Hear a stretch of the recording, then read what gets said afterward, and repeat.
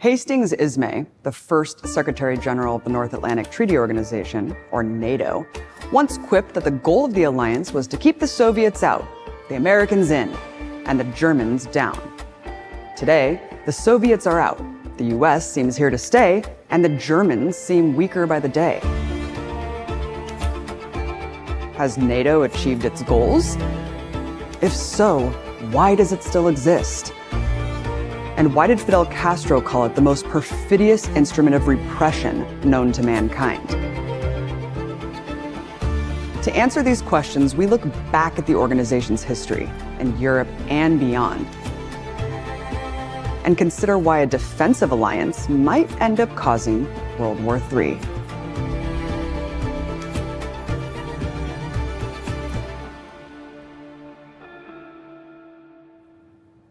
NATO emerged in the wake of some of the most turbulent events in human history. The world was reeling from a global war, and the geopolitical balance of power was undergoing a tectonic transformation. The Soviet Union lost 27 million lives to defeat Nazi Germany. China lost over 20 million in a much longer war against the Japanese Empire. The British had been blitzed, their colonies starved, partitioned, and abandoned. Europe was in ruins. The United States, on the other hand, emerged economically stronger, and after Hiroshima and Nagasaki, shielded by the terrible power of the atom. It moved quickly to apply its newfound power to a project of global hegemony.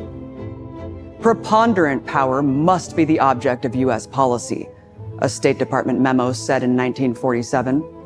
NATO was a critical piece of that puzzle. Founded in 1949 with the explicit mission of deterring Soviet expansionism and establishing a permanent North American presence on the continent. But NATO was not the only US military treaty signed after World War II, and the other treaties reveal a lot about the real motivation behind NATO's creation. These included the Southeast Asian Treaty Organization, or SEATO, and the Central Treaty Organization, or CENTO. Each was part of a grand strategy of economic and military encirclement and containment of communism.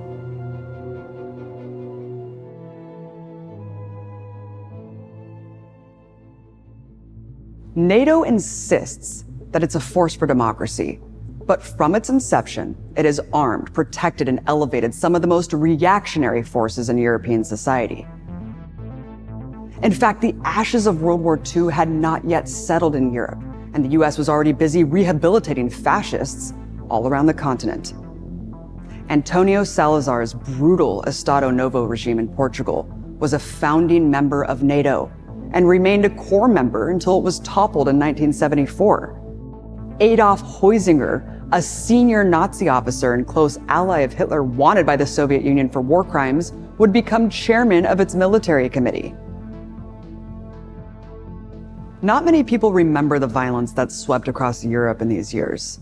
Through initiatives like Operation Gladio, the United States funded what it called stay-behind operations across the continent, cultivating a clandestine paramilitary network ready to strike at and disable the rising popular movements sweeping Europe.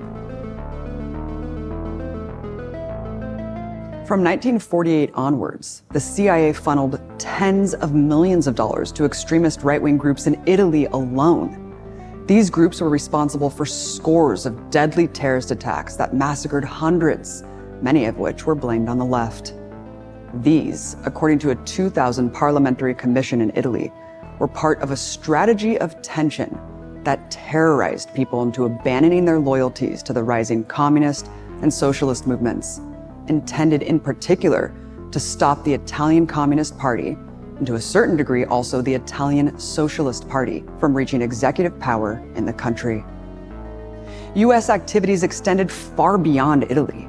The Corsican gang that led the French Connection, a notorious drug smuggling scheme that delivered most of the US's heroin, also received CIA support to prevent the rise of communist forces in France, as did Turkey's brutal Grey Wolves, and Portugal's Central Order and Tradition, and Greece's military junta. The list goes on. NATO's mandate derived explicitly from the threat posed by the Soviet Union and the rising popularity of communism outside of the USSR fell within its purview. As an instrument of US hegemony, NATO could not withstand the rise of an anti-imperialist politics within its domain. And the case of Italy reveals the indivisibility of NATO's process and the broader aims of US empire.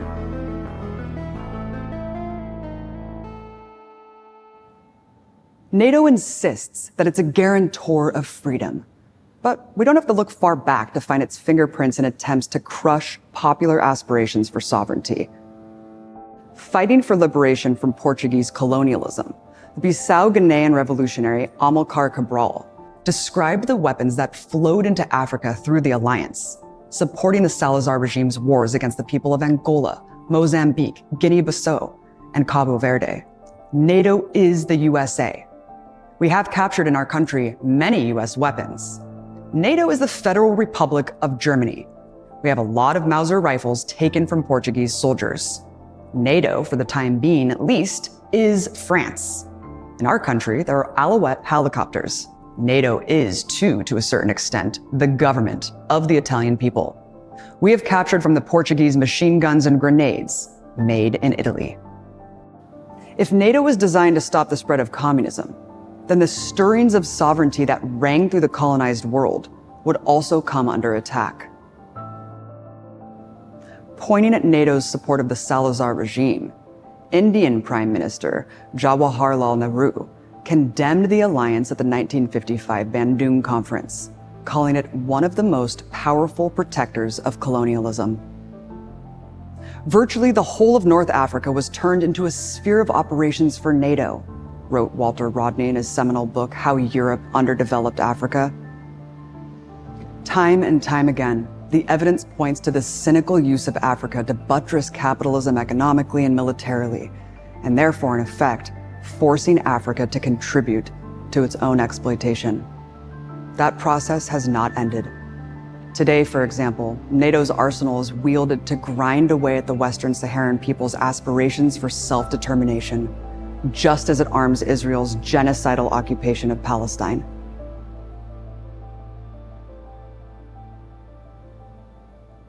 NATO insists that its goal is to safeguard its members, but it is clear that NATO operates in the interests of its most powerful member, the United States. When the US won the Cold War and the Warsaw Pact disbanded, it seemed that NATO's mission, too, would come to an end. In November 1990, the Conference on Security and Cooperation in Europe adopted the Charter of Paris for a new Europe. This historic document, now largely forgotten, asserted that the era of confrontation and division of Europe has ended. It promised that future relations would be founded on respect and cooperation. But as Europe and the Soviet Union planned to establish a new security model across the Eurasian landmass, the US was preparing for a new era of hegemony. We can't let the Soviets clutch victory from the jaws of defeat, George H.W. Bush told Germany's Helmut Kohl in 1990. Later that year, he told France's François Mitterrand that no organization would replace NATO as the guarantor of Western security and stability. In this way, Bush set the stage for NATO expansion, against the so-called ironclad guarantees promised by US Secretary of State James Baker to Soviet Foreign Minister Eduard Shevardnadze in Moscow in 1990 that NATO's forces would not move eastward of the German border. The motivations behind these moves became clear with the leak of the Wolfowitz Doctrine in 1992. Our first objective, the document said, is to prevent the reemergence of a new rival, either on the territory of the former Soviet Union or elsewhere. The Wolfowitz Doctrine, which also laid the groundwork for preemptive military intervention, was later revised by Vice President Dick Cheney and General Colin Powell, and became the policy of President George W. Bush, leaving a trail of death and sorrow across the Middle East. But NATO was just as useful among its aspiring members. Take Poland. On the 25th of March, 1997, then Senator Joe Biden arrived in Warsaw to address the conference of the Euro-Atlantic Association. In his speech, Biden outlined the conditions for Poland's accession to NATO. I believe that large state-owned enterprises should also be placed in the hands of private owners, so that they can be operated with an economic rather than political interests in mind, he said. Businesses like banks, the energy sector, the state airline, the state copper producer, and the telecommunications monopoly will have to be privatized. Membership in NATO thus dictated that states surrender the very basis of their economic sovereignty, while drawing them into the sprawling U.S. military-industrial complex through the purchase of NATO standard equipment. Billions of dollars are at stake in the next global arms bazaar, the New York Times wrote in 1997, citing weapons sales to Central European nations invited to join the North Atlantic Treaty Organization. In one of its most blatantly ridiculous claims, NATO insists that it's a defensive alliance. But through the course of its history, NATO has destroyed and dismantled entire states. The Libyan War saw open-air slave markets reappear in a country that once had Africa's highest Human Development Index. In turn, Libya's destruction fueled militancy and conflict beyond Libya in Mali, Algeria, Niger, and elsewhere in the Sahel region. According to research carried out by the Costs of War Project at Brown University's Watson Institute, the post-9/11 wars that have been imposed on the peoples of Afghanistan, Iraq, Pakistan, Syria, Yemen, Libya, and Somalia have claimed 4.5 million lives and forced tens of millions into poverty and involuntary migration. Many of those who then pursue the perilous path to peace are held up at NATO's borders, drowned in the Mediterranean, the world's largest graveyard, or disappeared into concentration camps funded by NATO member states across northern Africa. From the major U.S. post-war military treaties, only NATO remains. SEATO and CENTO are no more. One was disbanded when the U.S. was defeated by the revolutionary forces in Vietnam, and the other after the Iranian Revolution. Yet NATO persists, not least because it's proven its repeated willingness to use overwhelming military violence against its adversaries. Now, having expanded as far east as it can go in Europe, NATO has set its sights on the world. NATO's recent strategic concept referred to Africa and the Middle East as its southern neighborhood. And at its 2023 summit in Vilnius, NATO issued a communiqué that doubled down on the organization's strategic posture outlined previously.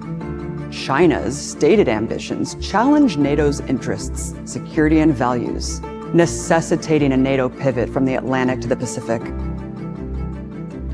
You see, NATO is an anachronism. It emerged as an instrument of division and conquest, just as humanity was preparing to put violent domination behind it and welcome a new era of human cooperation. Principles outlined in the UN Charter, a document adopted with unprecedented consensus. Now, as NATO's expanding ambitions raise tensions to a boiling point on several fronts, it has become imperative to challenge its violent mission and dismantle the war machine. This is how we prevent World War III.